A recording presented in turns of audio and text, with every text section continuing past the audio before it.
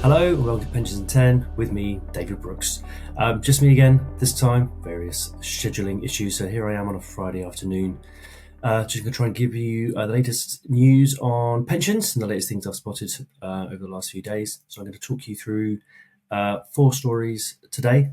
Firstly, I'm going to talk you through an Ombudsman case.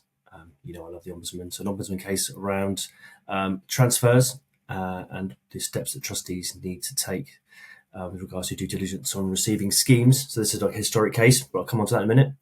Also, the consultation on targeted support closes today as a day of recording, so that when you're listening to this on Tuesday, so last week that closed. So I just wanted to give you a very quick rundown on some of the comments that the various firms have been making on that. Then the regulator has started a campaign today around dashboards, and so I want to just give you an update on that. And then finally, we look ahead towards the budget, not starting any rumours, but just going to note something, obviously, because it's important. So firstly, the Ombudsman case. So this case involved a member called Mr. D, and he transferred from the British Steel Pension Scheme into a SAS around 2014. And unfortunately for Mr. D, this transfer turned out to be a scam. So the receiving scheme was a scam arrangement. He was approached by First Review Pension Services, who offered him a deal to go into an overseas hotel resort and buy a fractional part of that hotel. Obviously, that turned into a scam. He lost his money, and now he's reverted back to the trustees to try to see if he can get any compensation or perhaps even a reinstatement of his pension. And so this happened, 2014. So this was pre the 2021 regulations that came in, obviously giving a lot more protections for members, but also putting a lot more requirements on trustees to understand more about the receiving scheme, and where there's red flags or amber flags, actually take steps to perhaps stop that transfer because the statutory right would fall away. So this was a statutory transfer. The member had a right to transfer. And so they were claiming that the trustee hadn't conducted its duties properly, hadn't provided the warnings, which trustees were able to prove they had, and that those warnings, were inadequate in any case because the person isn't going to read them. So that was pushed away by the Ombudsman as well. So basically what the Ombudsman is saying is that for these statutory transfers that happened in the past, there is no new requirement. Trustees aren't going to be retrospectively criticised for not doing things they didn't have to do legally at the time, and at the time they weren't expected to give views on that receiving scheme, which is just a statutory right to transfer. Then so be it, you can transfer. This actually reminds me a little bit, and there are some similarities, also some big differences, but there are some similarities with quite a famous case around Hughes versus Royal London, where a number of people were claiming that where the trustee was trying to stop a transfer to a scam arrangement, that they shouldn't stop this because the members want to go ahead. And Hughes was sort of a lead case for a number of other transfers that were following on behind. And the Ombudsman similarly said it's not up to the trustees to determine, at that time, not to determine what those members want to do with their money. It's up to them if they want to do something irrational or not in their best financial interest. That's not the trustees' lookout. The trustees are just there to make sure that they meet their statutory obligations, and those the trustee ended up doing that, transferring in Hughes versus Royal London actually ended up transferring, and those people were going to a scam, and many of them lost out in that case. And so the Ombudsman has clarified that here. Ombudsman has also noted that there are some further cases coming through around personal pensions and also non-statutory transfers as well. So we'll have to, or discretionary transfers. So we'll have to look out for those as well to see if there's any other nuances around retrospective and or current cases for handling transfers. So that's an interesting case. The second one I wanted to talk about was the targeted support. So this is the initiative where there's going to be a great deal more coming from regulated entities to help people plan for their retirement. As you approach retirement, people will be getting contacted to give support, not advice, and this is where the advice guidance boundary comes through. So it's a bit of guidance on now this sort of support thing. And I think generally speaking, the responses have still remained positive. This is seen as a massive change in the way that members will be interacted with as they approach retirement, and that's hopefully going to be very positive to them and help them make the right decisions for their retirement needs. So there's a lot of innovation or growth in this area. There are some concerns around some ambiguities.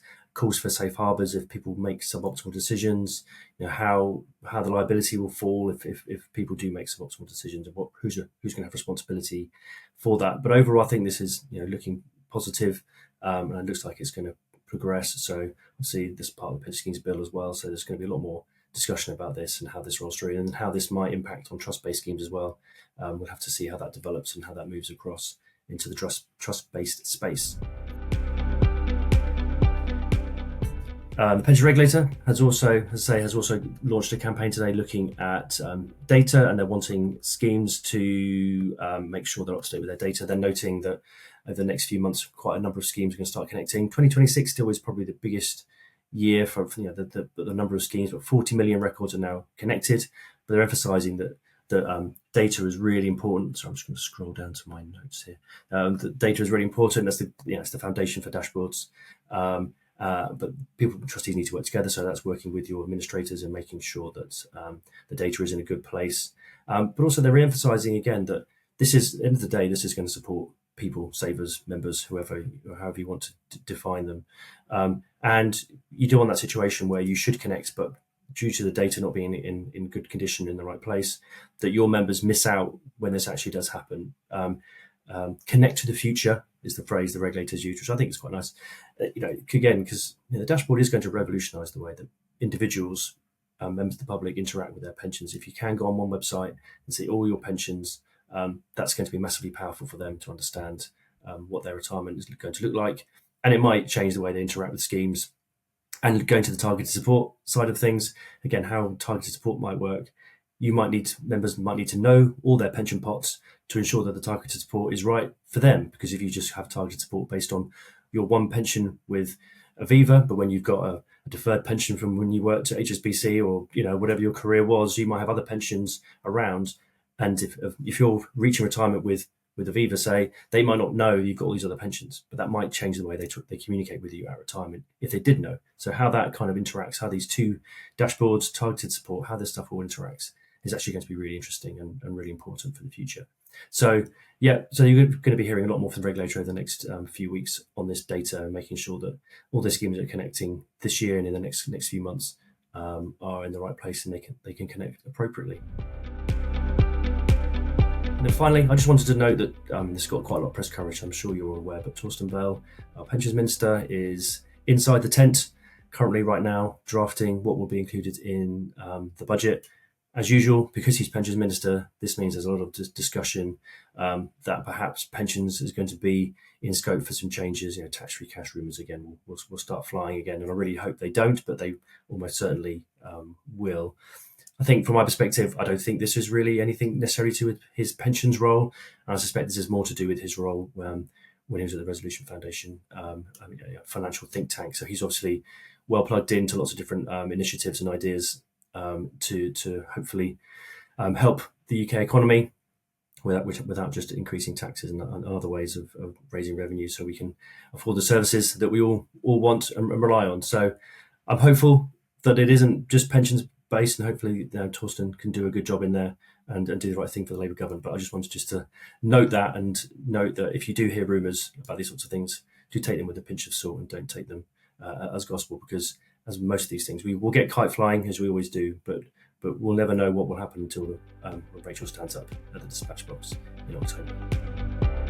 Okay, well that's it from me for Pensions in 10 this week. I'll be back next week, hopefully with somebody sat next with me. I will do. I'm sure I will. It's my own scheduling problems. But thank you for listening, and I'll see you next time.